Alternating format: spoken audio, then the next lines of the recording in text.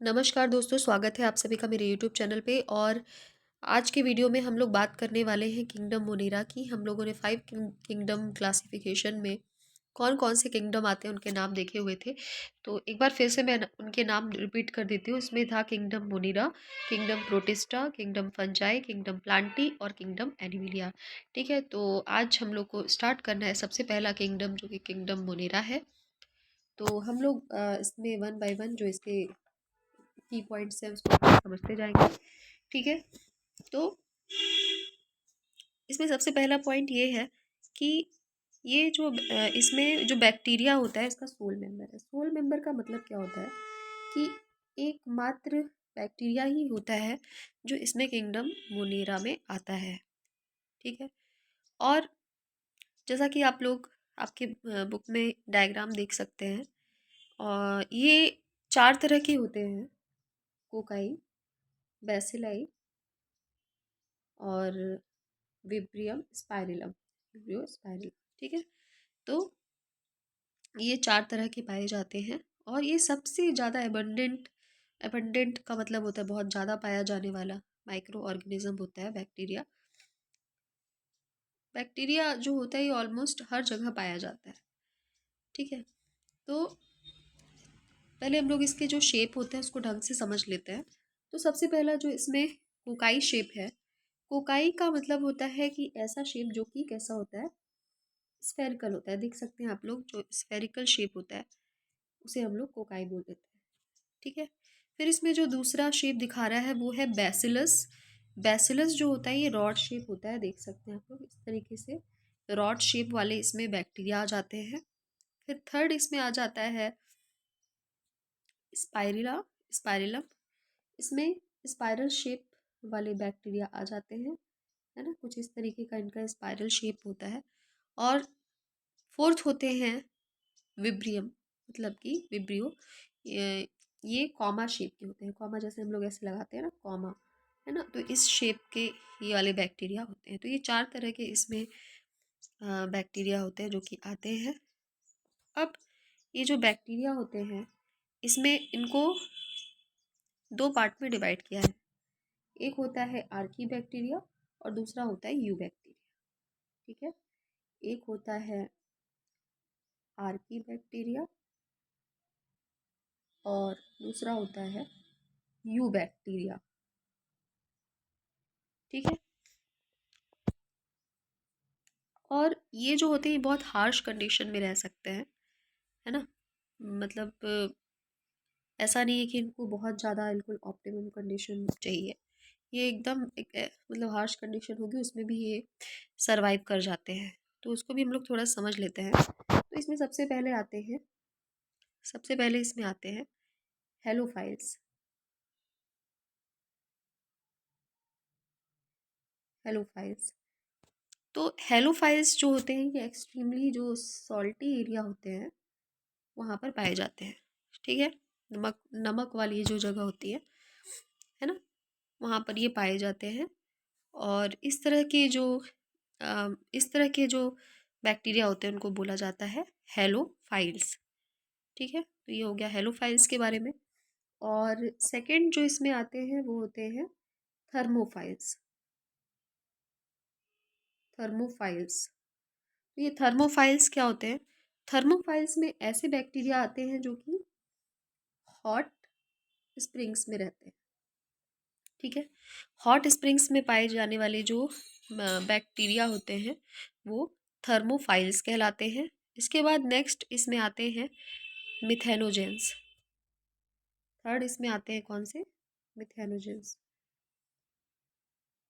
Methanogens. तो ये methanogens जो होते हैं ये मार्शी एरिया में पाए जाते हैं। मार्शी एरिया और दूसरा मार्शी एरिया और दूसरा ये पाए जाते हैं जो र्यूमिनेंट होते हैं उनके गट में। र्यूमिनेंट के गट में, र्यूमिनेंट आप लोग को पता होगा दोस्तों, जो र्यूमिनेंट होते हैं उसमें ऐसे एनिमल्स आते हैं जो कि ग्रास ईटिंग होते हैं, है ना, और ये प्रोड्यूस कर सकते हैं बायोगैस को।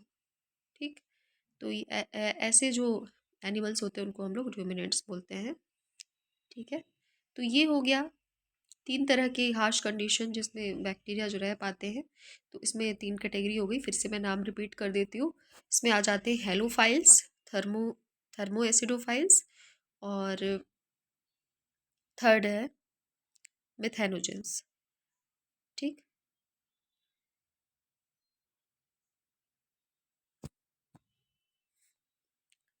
इसके बाद आर्की बैक्टीरिया के बारे में थोड़ा समझ लेते हैं कि आर्की बैक्टीरिया के बारे में मेन पॉइंट क्या है। तो आर्की बैक्टीरिया जो होते हैं, Archie bacteria differ from other bacteria having a different cell wall structure and it is responsible for their survival in extreme condition। ठीक है, ये दूसरे बैक्टीरिया से बहुत डिफरेंट होते हैं क्योंकि इनका जो सेल वॉल होता है वो कैसा होता है, बहुत ज़्यादा डिफरेंट होता है ना। सेल वॉल इनका कैसा होता है, बहुत ज़्यादा डिफरेंट होता है, और ये बहुत ही एक्सट्रीम कंडीशन में ये सर्वाइव कर जाते हैं, आर्की बैक्टीरिया। ठीक है, आर्की का मतलब ही होता है पुराना, है ना, मतलब बहुत शुरू के ये बैक्टीरिया होते थे, और ये मतलब कितनी भी एक्सट्रीम कंडीशन हो उसमें ये सर्वाइव कर जाते हैं। ठीक है, तो ये हो गया आर्की बैक्टीरिया के बारे में। अब सेकंड हमें देखना है यू बैक्टीरिया।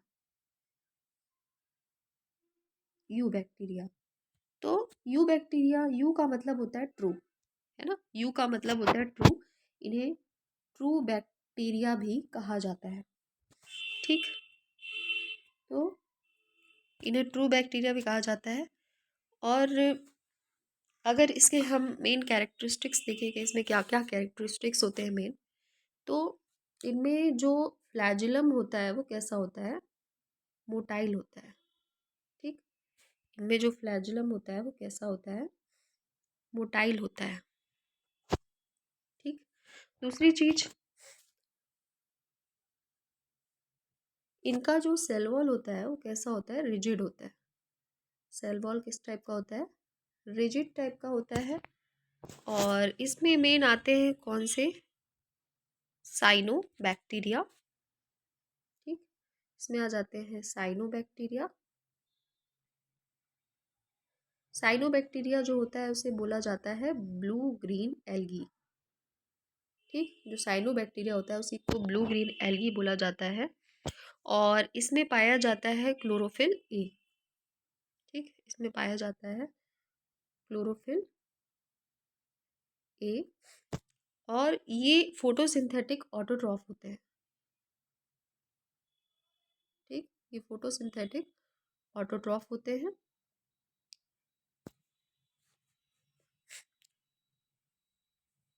और ये क्या करते हैं, कॉलोनीज फॉर्म करते हैं। ठीक, कॉलोनीज बना लेते हैं, किसके द्वारा, इसमें पाई जाती है जिलेटिनस, जिलेटिनस शीथ। ठीक, और इसके अलावा they have specialised structure known as heterocyst. इनमें हिट्रोसिस्ट भी पाया जाता है। ठीक, और हिट्रोसिस्ट का मेन काम क्या होता है, अगर कोई पूछे हमसे कि हिट्रोसिस्ट का काम क्या होता है, तो हिट्रोसिस्ट जो होते हैं ये मेन नाइट्रोजन फिक्सिंग के लिए होते हैं। इसमें एग्जांपल आता है मेन इसका, नॉस्टॉक। ठीक, तो ये हो गया साइनो बैक्टीरिया के बारे में। अब हम लोग नेक्स्ट देखते हैं chemosynthetic autotroph. Chemosynthetic autotroph, chemosynthetic autotroph, certain bacteria can oxidize certain inorganic substances such as nitrites, nitrates, they are known as chemosynthetic bacteria। ठीक है, कुछ ऐसे बैक्टीरिया होते हैं जो ऑक्सीडाइज करते हैं कुछ इनऑर्गेनिक सब्सटेंसेस को, जैसे कि नाइट्राइट, नाइट्रेट, तो इनको हम लोग क्या बोलते हैं, कीमोसिंथेटिक, कीमोसिंथेटिक ऑटोट्रॉप्स कहते हैं। ठीक, अब हम लोग देख लेते हैं मोनेरा के बारे में, इतनी सारी इन्फॉर्मेशन हो गई। अब हम नेक्स्ट देख लेते हैं इसमें रिप्रोडक्शन इन मोनेरा, है ना, कि मोनेरा में रिप्रोडक्शन कैसे होता है।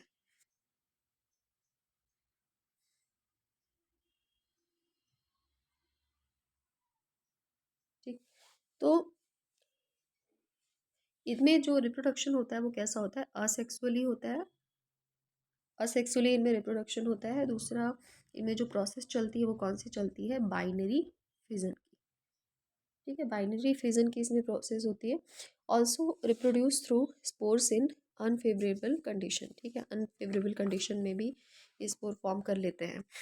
अब देखिए एक चीज़ और है जो कई बार एग्जाम में पूछ लिया जाता है हमसे, वो है माइकोप्लाज्मा के बारे में, है ना, माइकोप्लाज्मा, है ना। तो माइकोप्लाज्मा क्या होता है, एक तो सबसे इम्पोर्टेंट चीज़ हमें पता होना चाहिए कि क्या होता है, स्मॉलेस्ट लिविंग ऑर्गेनिज्म होता है।